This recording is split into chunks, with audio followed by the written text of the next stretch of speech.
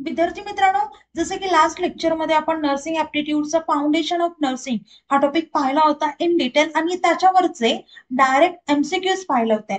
तर आजच्या लेक्चरमध्ये असाच नर्सिंग ऍप्टिट्यूडचा मोस्ट इम्पॉर्टंट टॉपिक पाहणार आहोत, तो म्हणजे डिसीजेस अँड देअर वॅक्सिन्स. त्यासोबतच सिम्पटम्स या सगळ्या गोष्टी आपण पाहणार आहोत. आणि या टॉपिक वरती सुद्धा आपण आपल्याला एक्झाम मध्ये डायरेक्ट एमसीक्यूज पाहायला मिळतील. तर विद्यार्थी मित्रांनो, मी धरते तुमचे एज्युकेटर ग्लोबल ऑनलाईन युट्यूब चॅनलवरती तुमच्या सगळ्यांचं स्वागत करताय. आणि आजच्या लेक्चरमध्ये आपण प्रत्येक डिसीज हा डिटेलमध्ये डिस्कस करणार आहोत. त्याचे सिम्पटम्स, त्याचे वॅक्सिन्स आणि प्रिकॉशन्स वगैरे या सगळ्या गोष्टी पाहणार आहोत. त्यासोबतच डायरेक्ट एमसीक्यू कशा प्रकारचे येतात एक्झाम मध्ये ते देखील मी तुम्हाला सांगणार आहे. चला तर आता लेक्चरकडे बोलूयात. फर्स्ट डिसीज आहे स्मॉल पॉक्स. आता it is cause by variola virus and it is highly contagious with high mortality and severe scaring in survivors. आता हे वन ऑफ द डेडलेस्ट डिसीज आहे पूर्ण ह्युमन हिस्ट्री मधला.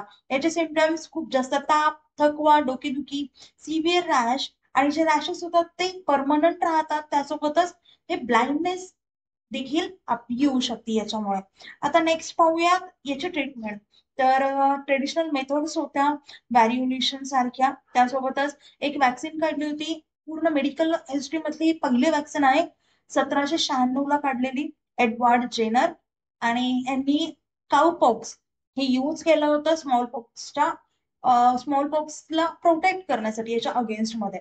नंतर आहे आता जे मॉडर्न स्टेटस आहे, म्हणजे करंटली काय स्टेटस आहे, लेटेस्ट स्टेटस. तर WHO launch a mass vaccination campaign in 1967. Smallpox eradicated in 1980. Only human disease completely eradicated. Next disease पाहूया, ट्युबरक्लोसिस, TB.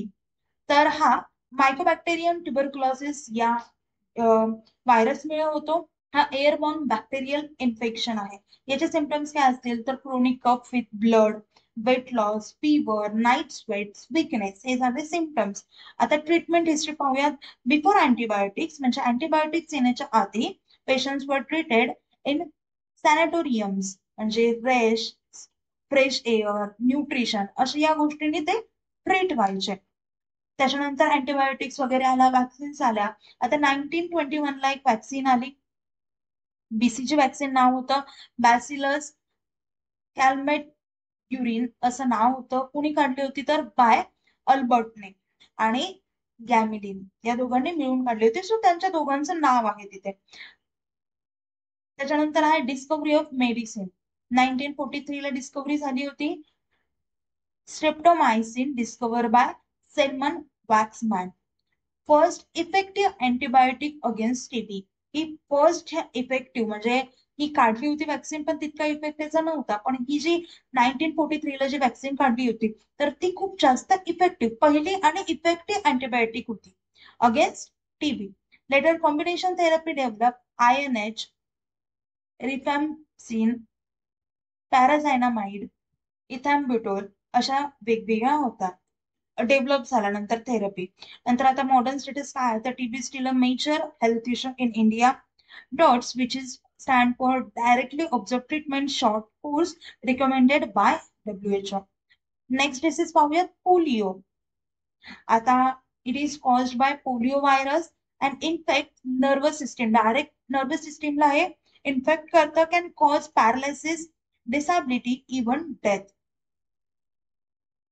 सिम्पटम्स पाहूयात, fever, fatigue, headache, stiffness in neck, limb paralysis. याची treatment काय आहे, only supportive care like iron lungs, respiratory machines for paralytic cases. Discovery वॅक्सिनची कधी झाली होती तर 1955 ला झाली होती. Jonas Salk IPV inactivated polio virus injected. 1961 Albert Sabin OPV ही वॅक्सिन काढली होती. त्याच्यानंतर आत्ताचं स्टेटस काय तर polio eradicated from most countries. India declare polio free in 2014.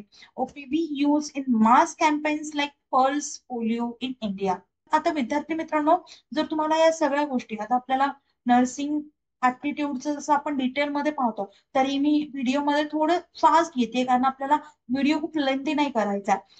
आपलं जे आम्ही तुमच्यासाठी कोर्स काढलाय त्यामध्ये प्रत्येक सब्जेक्ट आपण डिटेलमध्ये डिस्कस करतो, त्यासोबतच प्रत्येक चॅप्टर डिटेलमध्ये डिस्कस करतो आणि त्याची नवीन बॅच सुरू होती 1 तारखेपासून. तर विद्यार्थी मित्रांनो, त्यामध्ये तुम्हाला फुल सिलेबस लाईव्ह लेक्चर्स मिळतील, recorded lectures, full syllabus plus chapter wise test series मिळतील, 2000 प्लस आमचे question bank and full syllabus notes देखील मिळतील. पहा विद्यार्थी मित्रांनो, या सगळ्यांसोबत तुम्हाला आम्ही काउन्सिलिंग कोर्स देखील फ्री मध्ये देणार आहोत. आता नर्सिंग सीईटी सोबतच तुम्हाला जर PCM CET, PCB CET, NET, JEE एक्झामला देखील टार्गेट करायचं असेल तर त्याची प्राइस असेल, कॉम्बो प्राइस ती फक्त 10,000 रुपये असेल. म्हणजे 10,000 रुपयामध्ये तुम्हाला 5 कोर्सेस मिळणार आहेत. आणि जर सिंगल कोर्स बाय करायचा असेल तर त्याची प्राइस असेल फक्त 5,000 रुपये. तर लवकरात लवकर हा कोर्स जॉईन करा. कोर्स जॉईन करण्यासाठी दिलेल्या नंबरवरती तुम्ही कॉन्टॅक्ट करू शकता किंवा प्ले स्टोर वरती जाऊन ग्लोबल ऑनलाईन सर्च करा, डाउनलोड करा, त्यानंतर ऍप्लिकेशन ओपन करा. ऍप्लिकेशन ओपन केल्यानंतर नाव आणि नंबर एंटर केल्यानंतर तुम्हाला असा इंटरफेस समोरील इंटरफेसच्या पहा डाऊनलोड साईडला स्टोअरचा आयकॉन असेल, त्यावरती क्लिक करा. त्यावरती क्लिक केल्यानंतर तुम्हाला कोर्सेसचं पेज दिसेल. कोर्सेसच्या पेजच्या सर्च बॉक्स मध्ये कोर्सचं नाव टाईप करा, खाली कोर्स येईल, तो कोर्स ओपन करा आणि एनरोल करा. त्यानंतर कोर्सेसच्या सगळ्या गोष्टी तुम्हाला ऍक्सेस होतील. ओके, तर विद्यार्थी मित्रांनो, लवकरात लवकर हा कोर्स जॉईन करा. त्यानंतर कोर्सेसच्या सगळ्या गोष्टी तुम्हाला ऍक्सेस होतील. त्यासोबतच तुम्हाला आमच्या व्हॉट्सअप ग्रुपवर देखील ऍड केलं जाईल, जिथे सगळे क्लासेसचे वगैरे नोटिफिकेशन येतील.